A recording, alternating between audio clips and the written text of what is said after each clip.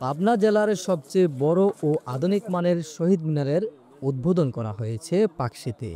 মাতৃভাষা বাংলার জন্য পৃথিবীর মধ্যে একমাত্র বাঙালিরাই প্রাণ দেওয়ায় বাংলা ভাষা আন্তর্জাতিক মাতৃভাষার স্বীকৃতি পেয়েছে বলে মন্তব্য করেছেন বিএনপির কেন্দ্রীয় নেতা সাবেক এমপি বীর মুক্তিযোদ্ধা সিরাজুল ইসলাম সরকার। বুধবার সকালে পাকশী রেলওয়ে বিভাগীয় অফিস চত্বরে পাবনা জেলার সবচেয়ে বড় ও আধুনিক মানের শহীদ মিনারের উদ্বোধনী অনুষ্ঠানে প্রধান অতিথির বক্তব্যে তিনি এই মন্তব্য করেন।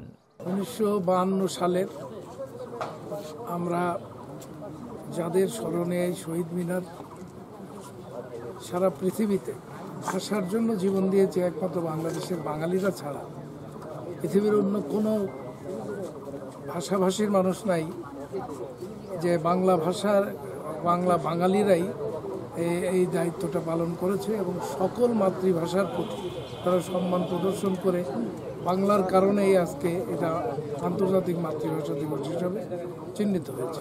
রেলওয়ের আর্থিক সহায়তা ও বিশিষ্ট ব্যবসায়ী রফিকুল ইসলাম লিটনের ব্যবস্থাপনায় আয়োজিত উদ্বোধনী অনুষ্ঠানে উদ্বোধক হিসেবে বক্তব্য দেন পাকশী বিভাগীয় রেলওয়ে ব্যবস্থাপক শাহ সুফিনুর মোহাম্মদ।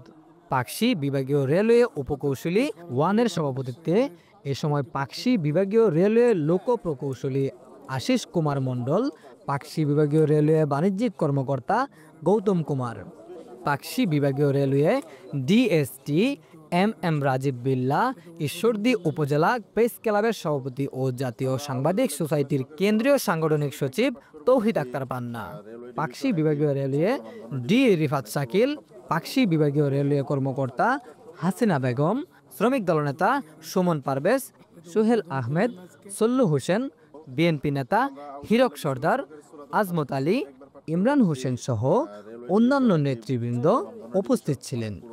বিশেষ দোয়া, মিষ্টি বিতরণ ও ফিতা কেটে নবনির্মিত শহীদ মিনারের উদ্বোধন করা হয়।